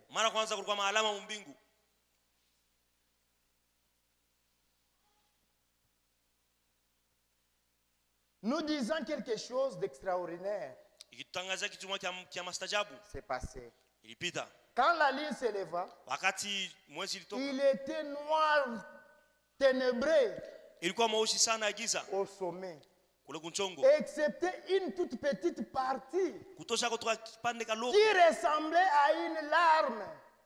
Une alarme tout bas dans la lune. Et au-dessus de la lune, ils ont vu ici un signe du sang. Mais ce n'est pas pareil avec la mort de Jésus. C'est très différent. Jésus, lui, celui qui raconte ça, c'est Pérégrine. Mais Jésus, toute personne a constaté sa mort. C'est pourquoi toi qui crois que Branham est Dieu, tu es maudit. Je l'ai dit, tu es maudit. Tu ne peux pas comparer la mort de Branham avec la mort de Jésus. Et non pas le sang de Macadam qui nous a sauvés, mais le sang de la nouvelle alliance. C'est ce qui nous a sauvés. Le sang qui crie miséricorde. Il allait sauver ses enfants, mais il les a laissés. Aujourd'hui, si nous cassons la tombe, les autres de Branham sont là. Il est à la résurrection. Mais c'est lui que je vous presse ce matin. La tombe est vide. La tombe est vide. Il n'y a pas même un info. Mais c'est vide. Et tous peuvent le témoigner. Jésus, le roi des rois. Tu ne peux jamais comparer la mort de Jésus avec la mort de Branham. Aujourd'hui, il y a ces gens qu'on appelle, je ne sais pas, on peut les nommer comment. Branham. Il est mort dans un hôpital. Mais Jésus est mort à la croix.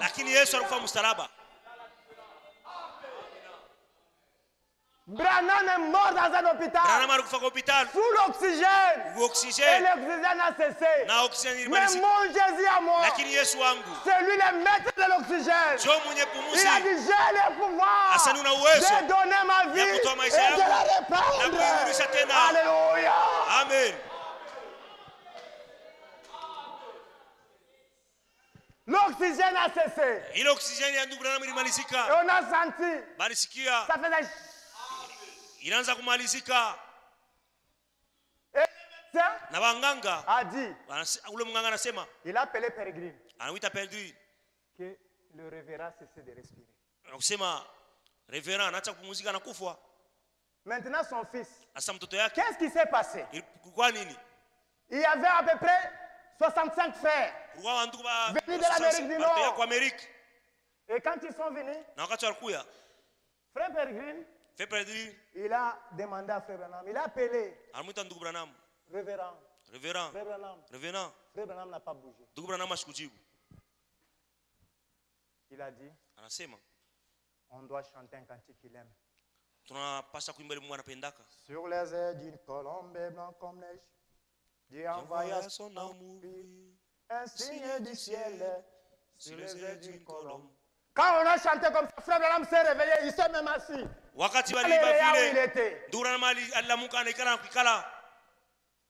Après quoi? On demandait de l'opérer. Mais Jésus lui n'était pas opéré. Jésus lui n'était pas opéré. Donnez-moi du temps. Jésus n'était pas opéré. Jésus a mort d'une mort ignominieuse. Maudit soit quiconque est pendu au bois. C'est une mort de malédiction. Lui juste, il meurt pour le péché. Il n'a jamais péché. Il n'a jamais commis adultère. Il n'a jamais. Et les 65 frères qui étaient là, ils ont chanté. Il dit, Dieu, si tu retirais frère Branham, on sait qu'il est ton prophète. Bon, tu es souverain. Comme je le disais hier, beaucoup de gens regardent aux hommes, mais ne regardent pas aux Écritures. L'œuvre de Dieu ne prospère entre les mains d'une personne. Ça prospère entre les mains du Seigneur.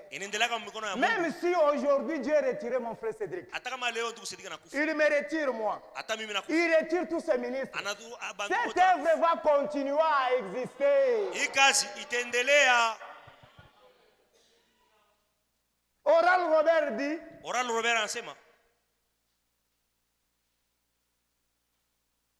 Dieu a ses voix. S'il prend frère Branham, c'est sa souveraineté. Tommy Osborne, il dit, si Dieu prend son prophète, c'est qu'il ne reste plus que le jugement qui va tomber sur le monde. C'est pourquoi j'aimerais vous compreniez une chose. Matthieu 25 ne pouvait pas accomplir avant Matthieu 24. Il y a beaucoup de choses ici.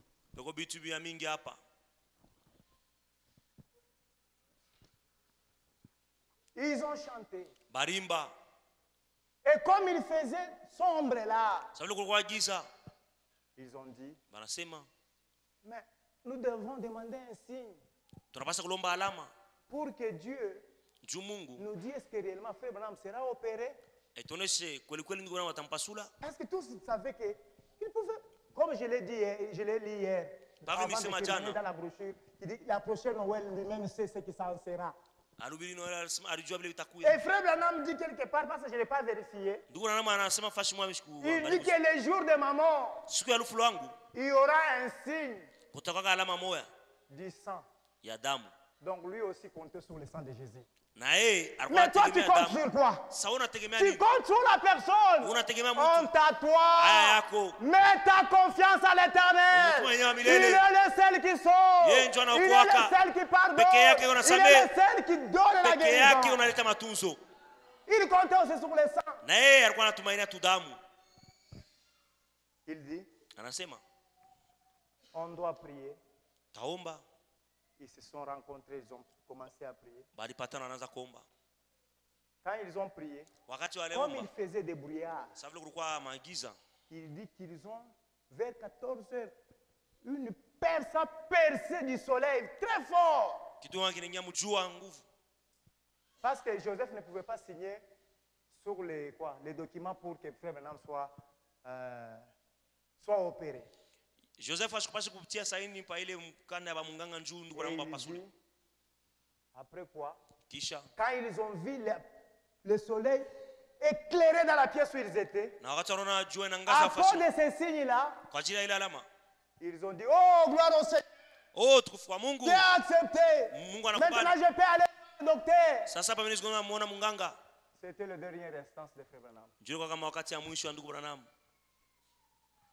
Arrivé, je n'ai pas écrit l'heure, à 14h37 minutes. À 14h37. Frère Branham a cessé de respirer. Ndugu Branham alikufa. On a appelé Pérégrine. Banaita Pérégrine. Par les docteurs. Kwa munganga. Viens vite. Kuya haraka. Et quand tu es venu, wakati alifika, le premier signe, alama ya kwanza, dans les soins intensifs, ils ont trouvé que les rideaux a été tiré. Et il a compris que Frère Branham n'était pas là. Frère Branham était déjà parti. Mais Jésus, lui, ce n'est pas une seule personne qui participait à sa mort. Il y avait beaucoup de gens. Le monde entier participait à la mort de mon sauveur. Les femmes étaient loin. Les gens étaient là en spectacle. Et ils le voyaient. Et quand ils ont terminé, ils ont dit, mais Frère Branham disait, les jours qu'il va mourir, on doit chanter croix seulement. Ils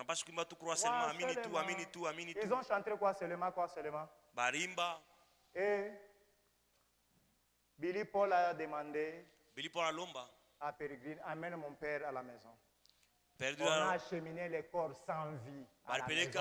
Mais Jésus, lui, il a été enterré parmi les riches.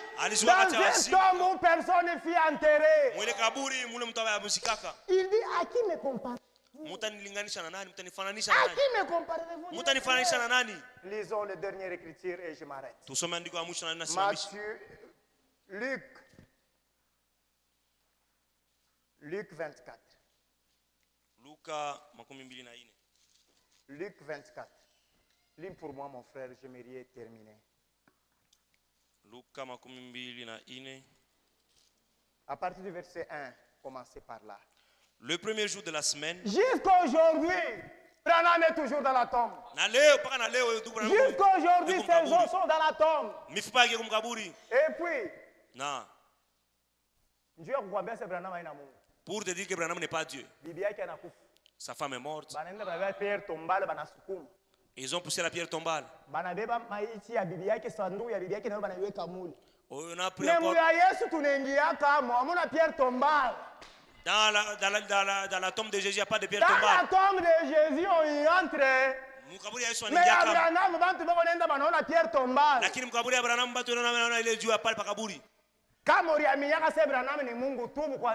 Si tu as cru que Branham est Dieu, répands-toi. Dieu est devenu homme.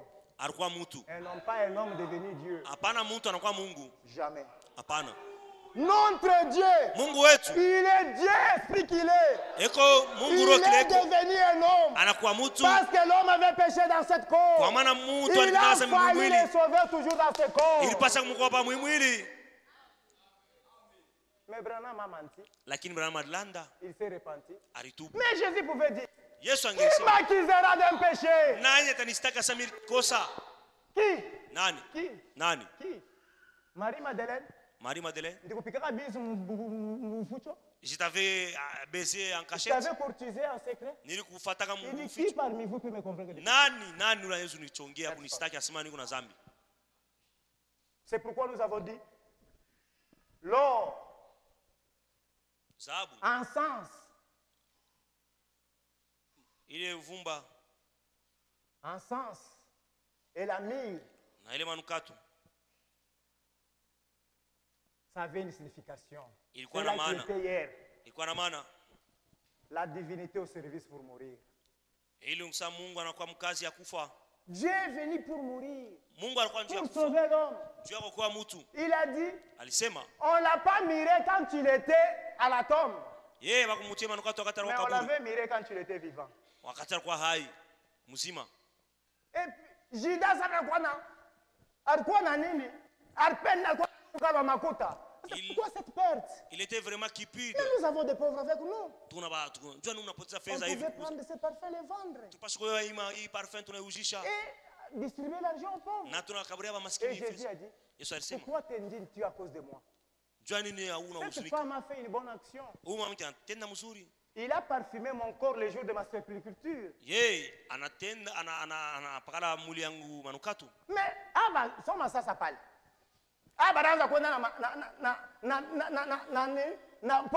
Pour aller embaumer le corps de Jésus. Le premier jour de la semaine. Il avait fait quand il était vivant. Dieu au service pour mourir. Le premier jour de la semaine.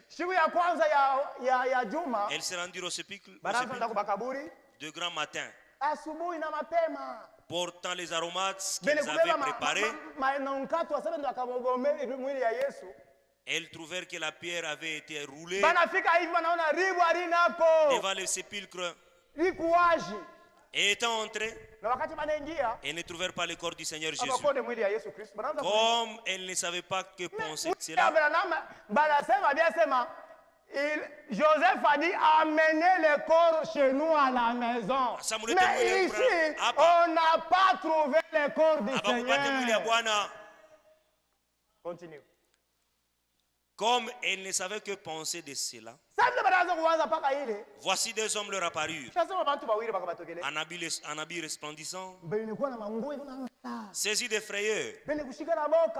Elles baissèrent le visage contre terre, mais il leur dit, pourquoi cherchez-vous parmi les morts celui qui est vivant?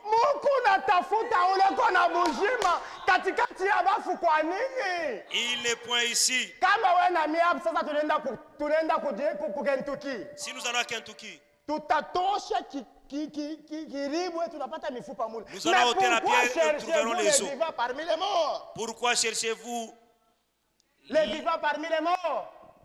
Pourquoi cherchez-vous parmi les morts celui qui est vivant?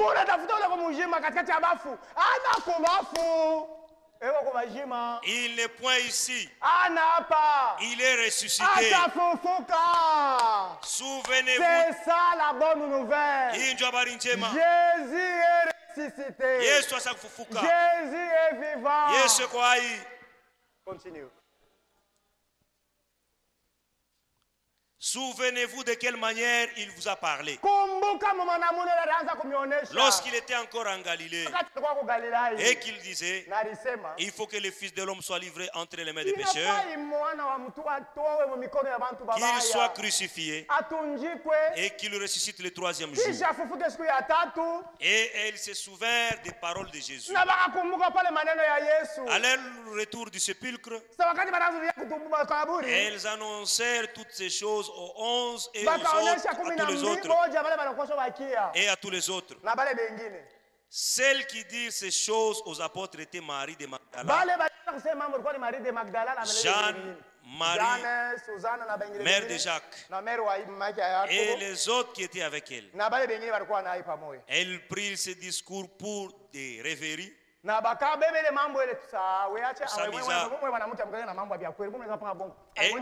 Ils n'écrirent point ces femmes. Allez à la cuisine. Et vous avez vu Jésus ressuscité. Mais c'est comme ça. Continue. Et ils n'écrirent pas ces femmes. Mais Pierre se leva et courut au sépulcre.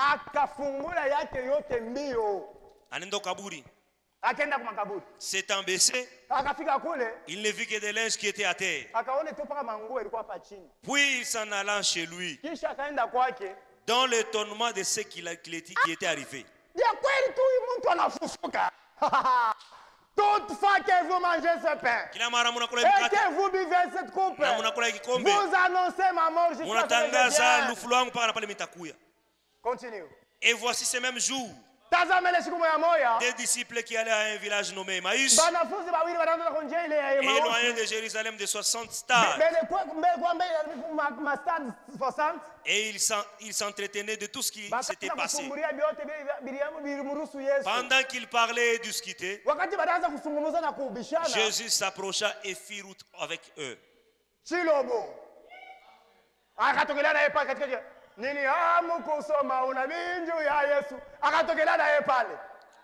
Mais leurs yeux étaient empêchés de les reconnaître.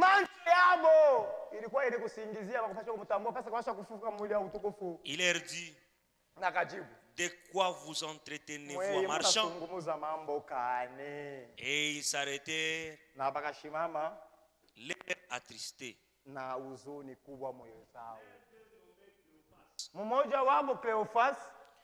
Lui dit, es-tu le seul séjournant à Jérusalem ne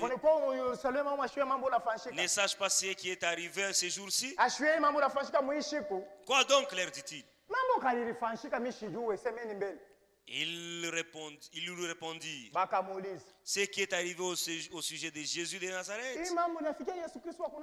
qui était un prophète puissant en œuvre et en parole devant Dieu, devant tout le peuple. Et comment les principaux sacrificateurs et nos magistrats l'ont livré pour les faire condamner à mort et l'ont crucifié. Et ils expliquaient ça à celui qui était déjà ressuscité. Nous espérions que ce serait lui qui délivrerait Israël. Mais avec tout cela, voici le troisième jour que ces choses se sont passées. Il est vrai que quelques femmes d'entre nous nous ont fort étonnés.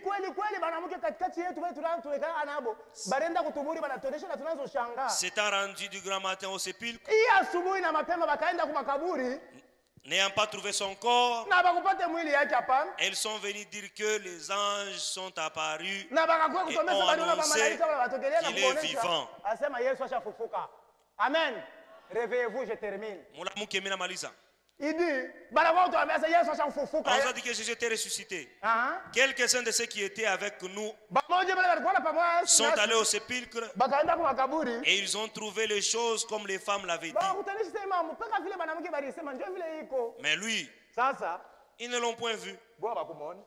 Alors Jésus leur dit, ô homme sans intelligence, et dont le cœur est là à croire tout ce qu'on dit les prophètes. Ne fallait-il pas que le Christ souffre ces choses et qu'il entre dans la gloire? Si vous arrivez au verset 44, vous me disiez. Okay. Ne fallait-il pas que le Christ souffre ces choses et qu'il entre dans sa gloire? Et commençant par Moïse et par tous les prophètes, il leur expliqua dans toutes les Écritures ce qui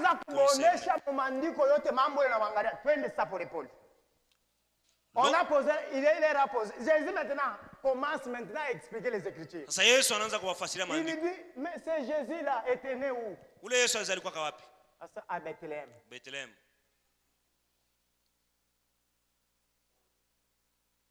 À Bethléem. Est-ce que vous connaissez la signification de Bethléem? La maison du pain de Dieu.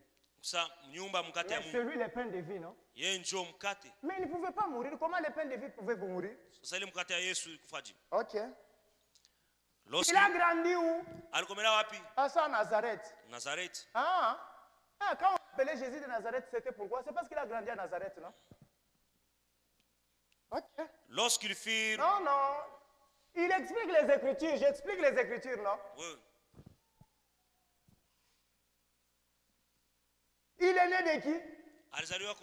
Il dit, il est né d'une vierge. Et il était fiancé à qui? À Joseph. Il est né d'une vierge. Ok, merci. Ok. Qu'est-ce qu'il avait fait? Il a guéri les malades. Il a purifié les lépreux.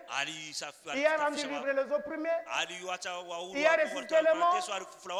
Il a fait de grandes œuvres. Il a multiplié les pains. Les gens ont mangé, ont emporté autre. Ok.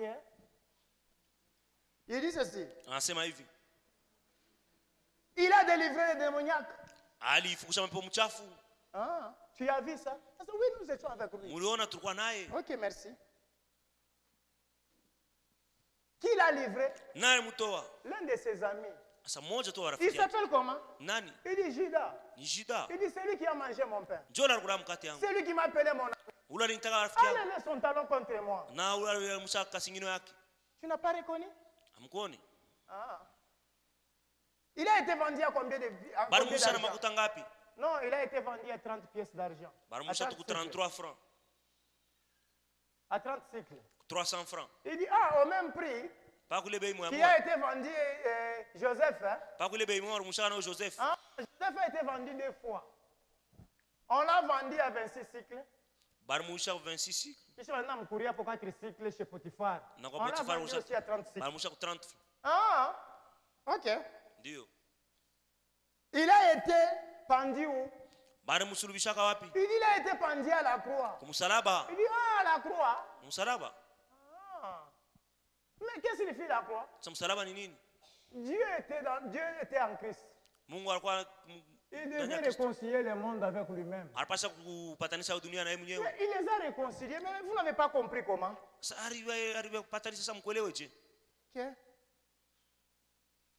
Et son sépulcre, on l'a enterré où? Il est dans un tombeau neuf. Personnifié, enterré dans ce tombeau-là. Il dit oui, son sépulcre sera parmi les riches. Maintenant, il devait faire combien de jours? Il devait faire 3 jours. Maintenant, aujourd'hui, c'est le 40e jour. Il dit c'est le 3e jour que ce soit. Ok, merci. Ça va. Comment on l'appelait? On l'appelait prophète de Dieu. Mais Deutéronome 18. Il devait s'accomplir, non? Le Seigneur, votre Dieu, vous suscitera un prophète comme moi. Et quiconque n'écoutera pas ces prophètes sera retranché. Donc, tout celui qui ne croit pas en lui sera retranché. Votre condamnation, c'est vous qui l'avez entre vos mains. Quand il a expliqué toutes ces écritures, maintenant Jésus fait les dernières scènes. Il pensait comme s'il allait loin avec eux. Il dit non. Mais tu peux dormir avec nous. Bon, ça va. Il pensait comme la nuit s'approche. Il dit bon, est-ce que vous avez quelque chose à manger ici? Il dit oui. On a préparé les pains et Jésus a pris comme il avait fait dans les jours de Pâques. Il a rendu grâce. Il le rompt. Il les a donnés. Hey, Seigneur! Alors leurs yeux s'ouvrirent. Et il a disparu. L'ancien des jours. Le roi